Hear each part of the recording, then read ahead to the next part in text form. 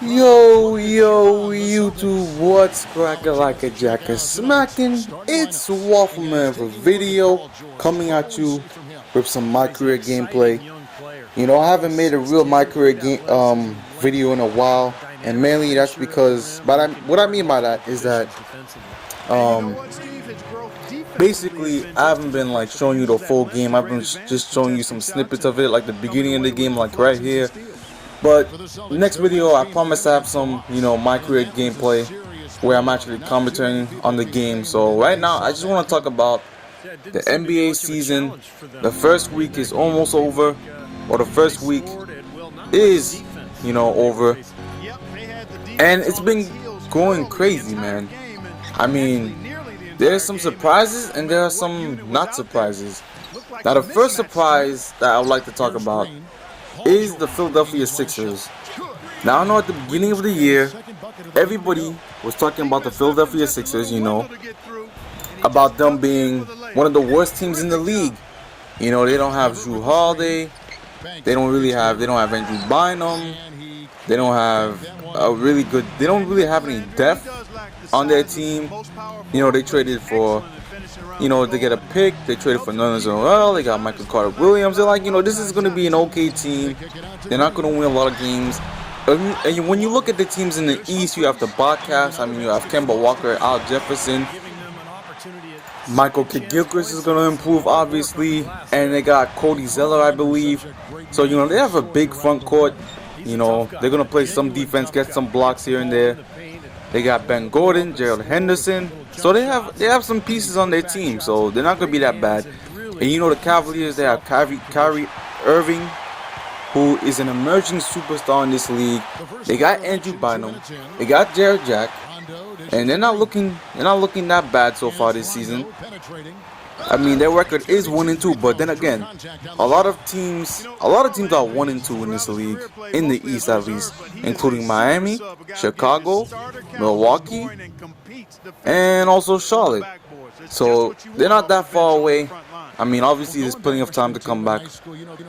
But the Sixers are 3-0, and it's surprising that Michael Carter Williams, I didn't really expect that much from him. But he showed up Derrick Rose when they first the Bulls, when the Sixers came back from that game, which I don't even know how the Bulls lost that game. That's just disappointment for the Bulls team. But Michael Carter Williams is averaging about four steals a game, 20 points per game, 9 assists, and 4 rebounds. So he's doing a fantastic job as a rookie. He might even be the rookie of the year.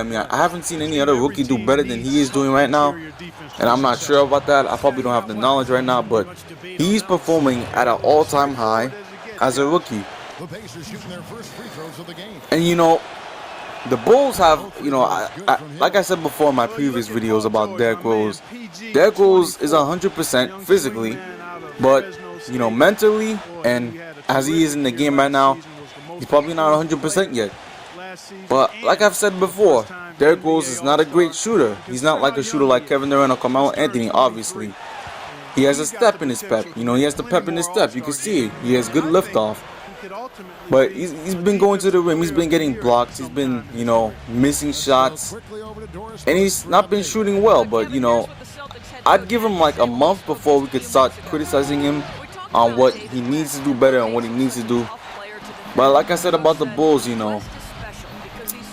their team can only do so much. They're great defenders, but you can only do so much on defense where you can't make that much of on the offense. Now the Pacers are 3-0, and Paul George is just a beast, another emerging superstar in this league. And they're expected to be 3-0 right now. As for my Knicks, I'm kind of disappointed that we lost that game against the Bulls. I wish that Tyson Chandler had made that one free throw. I can't believe Derrick Rose made that shot. That had to be the shot of his life. That has to be the most luckiest shot he's ever taken ever. Because the fact that he's shooting bad, and he does a floater over Tyson Chandler and I think Raymond Felton, and he makes it, is the most bizarrest things I've ever seen. But as for my Knicks right now, we beat the Bucks, and we should be able to get a couple wins here and there. We have 2 home games in a row. You know, we're not doing that bad.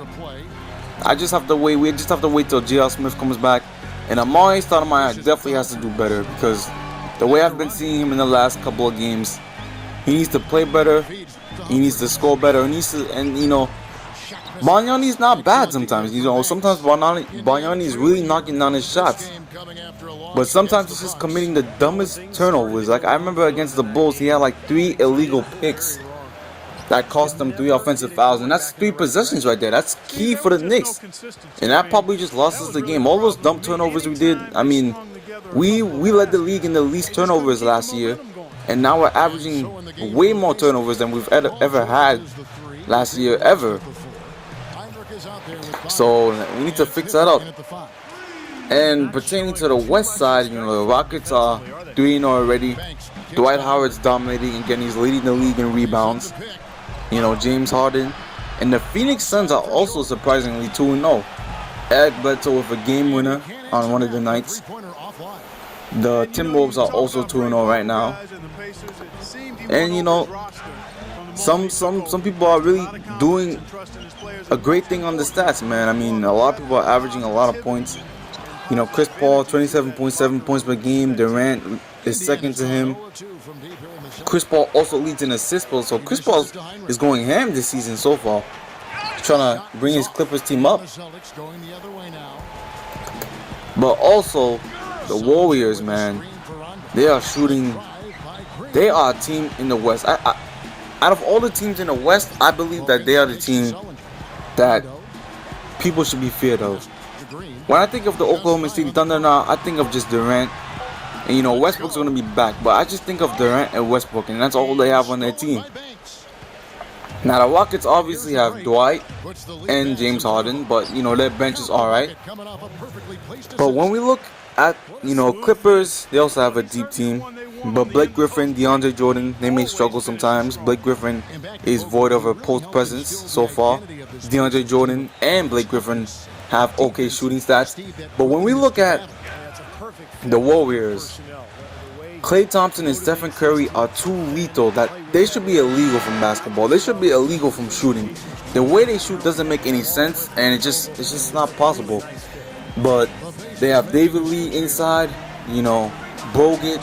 They have Andre Iguodala, Harrison Barnes off the bench, Maurice Space. I mean, they have a deep team, man, and they are a scary team to face, in my opinion. Because when the only thing I remember about Curry is when the Knicks had a game against the Warriors last season, and Curry had like, I don't know, Curry had like 8 or 9 threes or 7 threes, and he was just killing the Knicks, and we were double teaming him.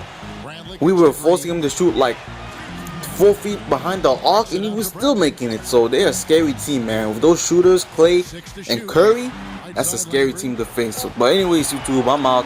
Stay tuned and peace. 17-foot shot on the way. Good on the shot. And the